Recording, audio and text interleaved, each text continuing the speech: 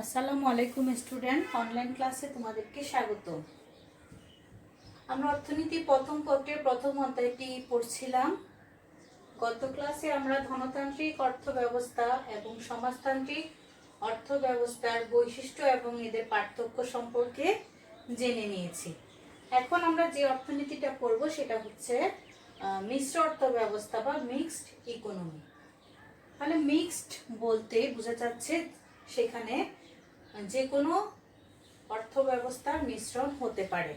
তাহলে মিশ্র অর্থনীতি বা মিক্সড ইকোনমিতে যে অর্থ ব্যবস্থা হচ্ছে পুঁজিবাদী এবং সমাজতান্ত্রিক অর্থনীতির সমন্বয়ে গড়ে ওঠে সেটাই হচ্ছে মিশ্র অর্থ ব্যবস্থা। কারণ পুঁজিবাদী বা ধনতান্ত্রিক অর্থনীতিতে আমরা দেখি যে কোনো কিছু এক্সট্রিম পর্যায়ে চলে যায়, যেখানে শুধুমাত্র ব্যক্তির প্রাধান্য থাকে, সরকারের কোনো প্রাধান্য থাকে না। ফলে পরবর্তীতে দেখা যায় যে বিশ্বে মহামন্দা পরিস্থিতির সৃষ্টি হয়েছিল সরকারের হস্তক্ষেপ না থাকার কারণে। তাহলে তখন পুঁজিবাদী অর্থ ব্যবস্থাটা চেঞ্জ করার প্রয়োজন বোধ হয়েছিল। আবার সমাজতান্ত্রিক অর্থ ব্যবস্থায় দেখা যাচ্ছে সবকিছু সরকারের হাতে, ফলে ব্যক্তি চাইলে ব্যক্তিগত উদ্যোগে কিছু করতে পারে না। এটাও হয়তো অনেকের পছন্দ নাও হতে পারে, কারণ ব্যক্তি অনেক সময় নিজের পছন্দ মতো উৎপাদন করতে চায়। তাহলে এই দুই অর্থ ব্যবস্থার সমন্বয়ে আরেকটি নতুন অর্থ ব্যবস্থা গড়ে উঠেছে, সেটা হচ্ছে মিশ্র অর্থ ব্যবস্থা। তাহলে যে দুটি অর্থ ব্যবস্থা আছে তাদের দোষগুলো ত্যাগ করে এবং গুণগুলো গ্রহণ করে মিশ্র অর্থ ব্যবস্থাটা গড়ে ওঠে। মানে যে যে বৈশিষ্ট্যগুলো আমার ভালো লেগেছে সেগুলো আমি গ্রহণ করব, আর যেগুলো আমার ভালো লাগেনি সেগুলো আমি ত্যাগ করব। তাহলে বৈশিষ্ট্যের আলোকে আমি ব্যাখ্যা করি। এক নম্বর হচ্ছে সম্পদের মালিকানা। তাহলে পুঁজিবাদীতে শুধু সম্পদের মালিকানা ছিল ব্যক্তির, আর সমাজতান্ত্রিক হচ্ছে রাষ্ট্রের। এখানে সম্পদের মালিকানা ব্যক্তিরও থাকে, রাষ্ট্রেরও থাকে। তাহলে ব্যক্তি প্লাস রাষ্ট্র।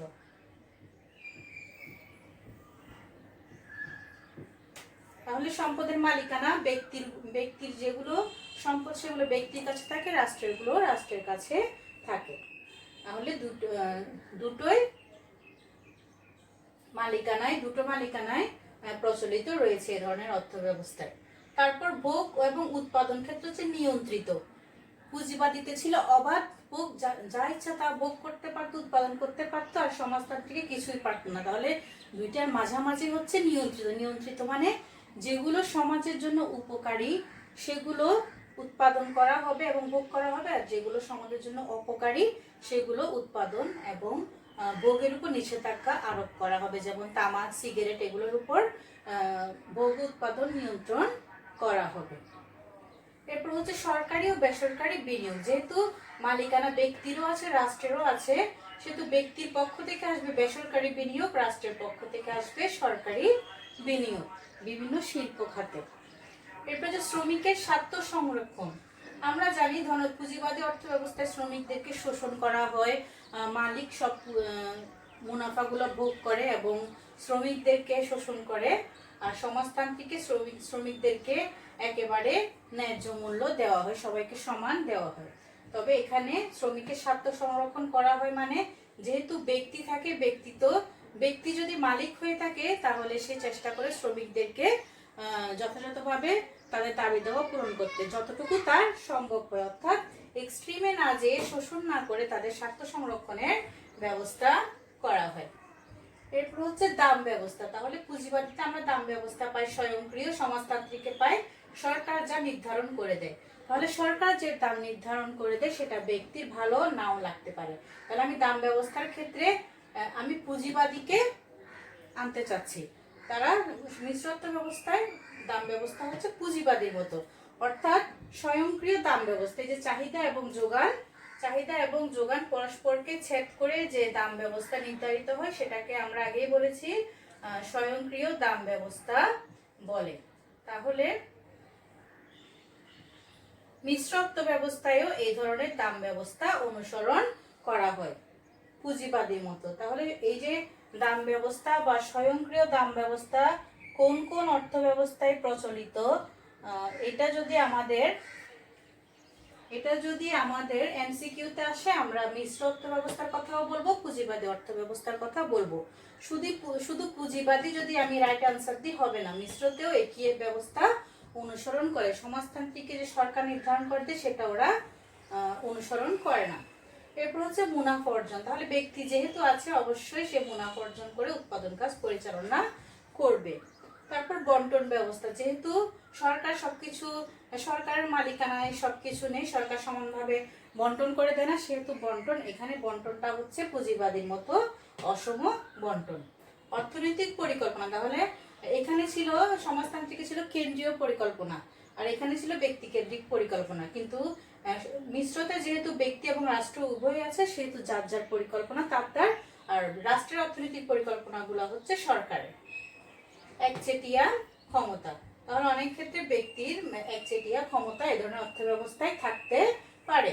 এরপর হচ্ছে মুদ্রাস্ফীতি এবং মুদ্রা সংকোচন, যেহেতু ব্যক্তি মুনাফা অর্জনের লক্ষ্যে উৎপাদন কাজ পরিচালনা করে সেহেতু সে অনেক সময় পণ্যের দাম বৃদ্ধি করে আবার অনেক সময় কমাতে পারে, ফলে দেশে মুদ্রাস্ফীতি এবং মুদ্রা সংকোচন দেখা দেয়।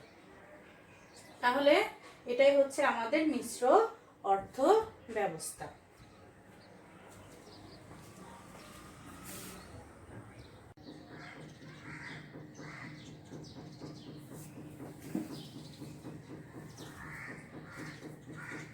এরপর আসো আমরা ইসলামী অর্থ ব্যবস্থা বা ইসলামিক ইকোনমি সম্পর্কে পড়ব। তাহলে ইসলামী শব্দ দিয়ে তোমরা বুঝতে পারছো যে এখানে কোরআন এবং সুন্নাহর ভিত্তিতে অর্থ ব্যবস্থা পরিচালিত হবে। তাহলে যে অর্থ ব্যবস্থা অর্থনৈতিক কর্মকাণ্ড কোরআন এবং সুন্নাহ হচ্ছে ইজমা কিয়াস এগুলোর ভিত্তিতে পরিচালিত হবে সেটা হচ্ছে ইসলামী অর্থ ব্যবস্থা। তাহলে বৈশিষ্ট্য আমরা বলি ইসলামী শরীয়ত, তাহলে শরীয়তে যে সকল হালাল হারামের বিধান রাখা আছে এভাবে আমার উৎপাদন কাজ পরিচালনা হবে। সম্পদের মালিকানা, তাহলে আমার মনে করতে হবে সব সম্পদের মালিক হচ্ছে আল্লাহ, আমরা শুধু এর রক্ষণাবেক্ষণ করি। তাহলে হালাল হারামের বিধান রেখে আমাদের উৎপাদন এবং ভোগ পরিচালনা করতে হবে। তারপর হচ্ছে সুদমুক্ত অর্থনীতি, তাহলে এটা আমি হাইলাইট করলাম।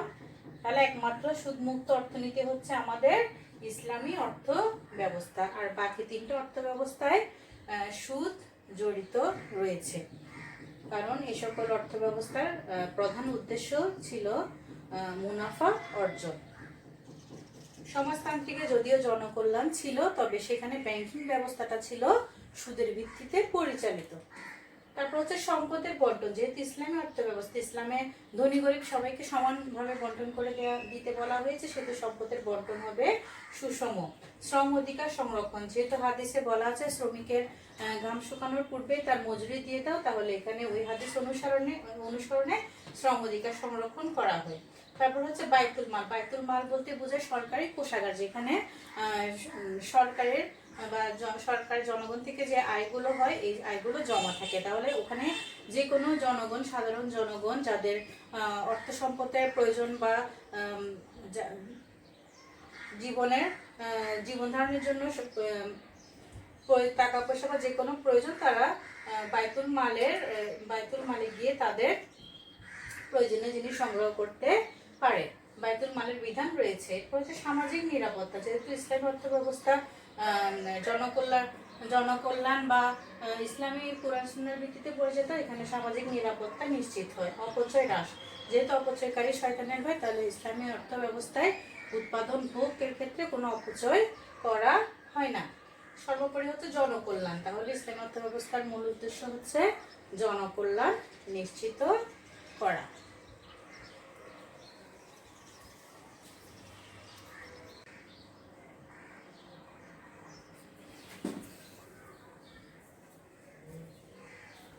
তাহলে আমরা প্রায় চ্যাপ্টারের শেষের দিকে চলে এসেছি। তাহলে আমরা চারটা অর্থ ব্যবস্থা পড়েছি: ধনতান্ত্রিক, সমাজতান্ত্রিক, মিশ্র এবং ইসলামী। তাহলে তোমাদের মনে অবশ্যই প্রশ্ন জাগছে বাংলাদেশের অর্থনৈতিক ব্যবস্থাটা এই চার ধরনের অর্থ ব্যবস্থার মধ্যে কোন ধরনের অর্থ ব্যবস্থায় পড়ে। তাহলে প্রথমে ধনতান্ত্রিক যাও। ধনতান্ত্রিকে সবকিছু এক্সট্রিম, সবকিছু ব্যক্তির, সরকারকে কোনো হস্তক্ষেপ করতে দেওয়া হয় না। তাহলে বাংলাদেশ ধনতান্ত্রিকের মতো নয়, তাহলে ধনতান্ত্রিক অর্থ ব্যবস্থার সাথে বাংলাদেশের মিল নেই। এরপর হলো সমাজতান্ত্রিক। সমাজতান্ত্রিকে সবকিছুই সরকারের, ব্যক্তির কোনো অধিকার নেই। তাহলে এই ধরনের অর্থ ব্যবস্থাও বাংলাদেশে প্রযোজ্য নয়। তাহলে ধনতান্ত্রিকও প্রযোজ্য নয়, সমাজতান্ত্রিকও পুরোপুরি প্রযোজ্য নয়। তাহলে মিশ্র অর্থ ব্যবস্থায় যাই আমরা। তাহলে এখানে ব্যক্তিটা ব্যক্তি, সরকারেরটা বা রাষ্ট্রেরটা রাষ্ট্রের, এবং ব্যক্তি ভোগ উৎপাদন করতে পারে, তবে নিজের ইচ্ছা মতো বা নিজের ইচ্ছা মতো যা খুশি তা করতে পারে না, বা সরকার যেগুলো সমাজের জন্য অপকারী এগুলো উৎপাদন এবং ভোগ করতে পারে না।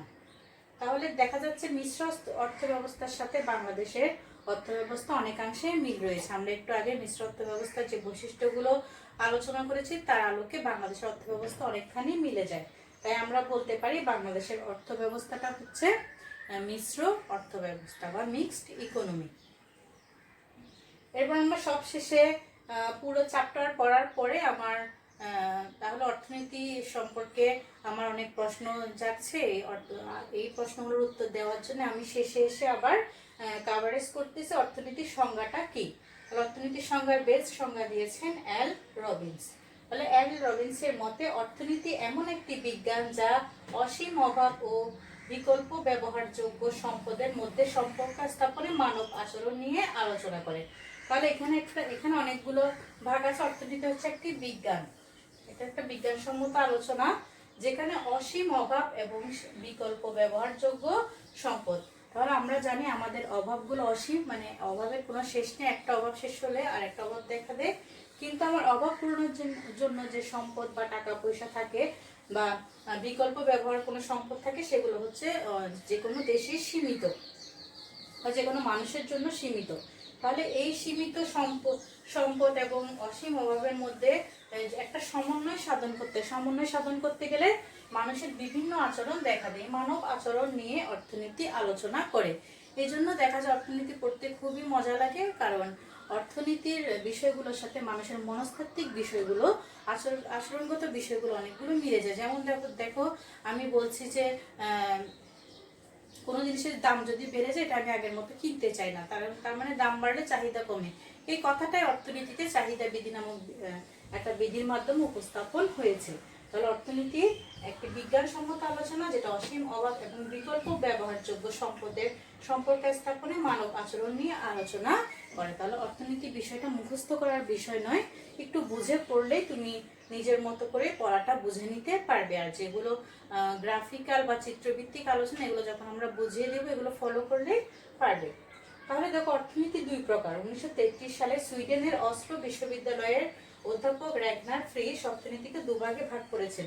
একটা হচ্ছে বেস্টিক অর্থনীতি বা মাইক্রো ইকোনমিক্স, আর একটা হচ্ছে সামষ্টিক অর্থনীতি বা ম্যাক্রো ইকোনমিক্স। তাহলে মাইক্রো শব্দটা এসেছে গ্রিক শব্দ মাইক্রোস থেকে।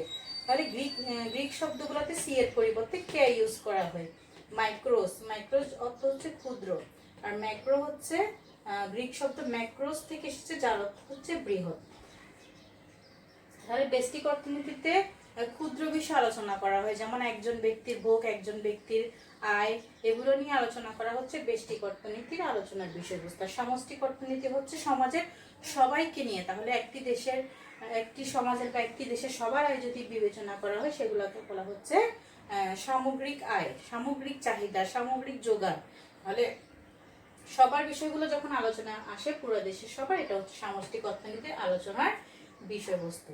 যেমন একজন ব্যক্তিকে আমি যদি বলি তুমি কেমন আছো, তখন সেটা তুমি যে স্পেসিফিক তাই সে আনসার দিবে, সেটা হচ্ছে বেস্টিক বা ক্ষুদ্র বিষয়। আর যদি বলি তোমরা কেমন আছো, এটা সামষ্টিক একটা পরিধি, সবাইকে জিজ্ঞেস করা হচ্ছে, সবার কথা জিজ্ঞেস হচ্ছে, সামষ্টিক বা বৃহৎ পরিসরে জিজ্ঞেস করা হচ্ছে। তাহলে এ ধরনের সামগ্রিক বিষয়গুলো হচ্ছে সামষ্টিক অর্থনীতির আলোচনার বিষয়বস্তু। তাহলে এগুলো হচ্ছে অর্থনীতির আলোকে। এটা হচ্ছে অর্থনীতির আলোকে। যেমন অর্থনীতিতে আমরা কি আলোচনা করি, আয়, ভোগ, উৎপাদন, এসব। তাহলে বেস্টিক অর্থনীতিতে যেহেতু একজন ব্যক্তির আলাদা আলাদা ভাবে আচরণগুলো পর্যালোচনা করা হয়, আয়, ভোগ, তাহলে এখান থেকে আমরা সমাজের পূর্ণাঙ্গ চিত্র পাবো না, আংশিক ভারসাম্যগুলো পাবো। আর এখান থেকে যেহেতু সমাজের সবার কথা আলোচনা করা হচ্ছে সামগ্রিকভাবে, এখান থেকে সামষ্টিক অর্থনীতির থেকে আমরা সমাজের একটি পূর্ণাঙ্গ চিত্র পাবো। তাহলে যে কোনো অর্থনৈতিক বিশ্লেষণে বেস্টিক অর্থনীতির চেয়ে সামষ্টিক অর্থনীতির গুরুত্ব অপরিচিত। তাহলে তোমরা এই দুটি অর্থনীতির পার্থক্য শিখবে। এরপর যদি কোনো প্রশ্ন থাকে আমাকে কমেন্ট বক্সে জানাবে। তাহলে আমাদের চ্যাপ্টারের প্রথম অধ্যায়ের আলোচনা এখানেই শেষ। আমি চেষ্টা করব যদি সৃজনশীল কোনো প্রশ্ন আলোচনা করে দেওয়ার দরকার হয় আমি আলোচনা করে দিব, অথবা আমরা নেক্সটে যদি তোমরা কোনো প্রশ্ন না থাকে আমরা অন্য অধ্যায় নতুনভাবে শুরু করব। সবাইকে ধন্যবাদ। আল্লাহ হাফেজ।